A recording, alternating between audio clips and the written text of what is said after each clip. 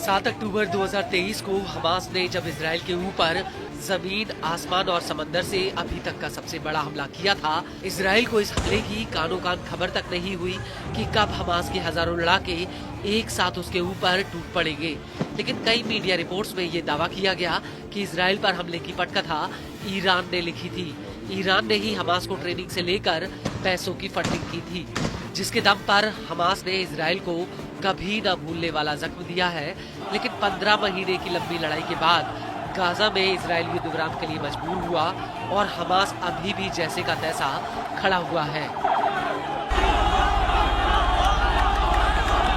और अब हमास को लेकर ईरान ने एक बार फिर से बहुत बड़ी बात कही है। दरअसल ईरान के सुप्रीम लीडर अयातुल्ला खामनेई ने कहा है कि एक छोटे से गाजा ने अमेरिका के समर्थन वाली इजरायली सेना को घुटनों पर ला दिया।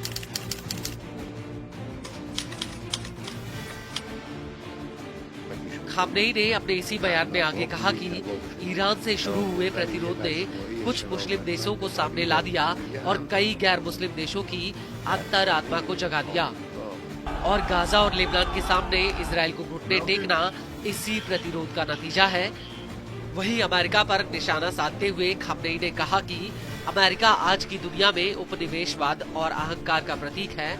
अमेरिका दुनिया की पैसे वाली ताकतों के प्रभाव में है। खामनेई ने कहा कि अमेरिका जैसे देशों की नजर राष्ट्रों के प्राकृतिक संसाधनों, प्रामाणिक संस्कृति और उनकी राष्ट्रीय और इस्लामिक पहचान पर है। ये देश उन्हें लूटना या नष्ट करना चाहते हैं, और आज का उपनिवेशवाद और अहंकार अमेरिकी सरकार की देन है, जो खुद ही दुनिया की वित्तीय ताकतों के प्रभाव में है।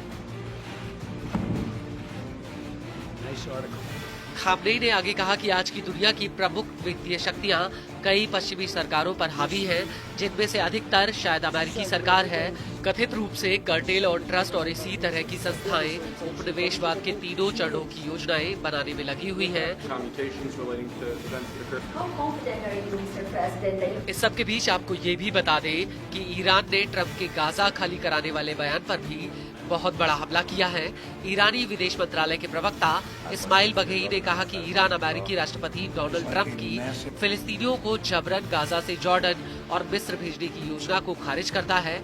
बघेई ने इसको लेकर एक ट्वीट भी किया, जिसमें उन्होंने लिखा कि गाजा को साफ करने का सुझाव अमेरिका का लंबे समय से घातक हथियारों और गोला बारूद के साथ साथ उसके राजनीतिक, खुफिया और वित्तीय समर्थन का उपयोग करके चल रहा है।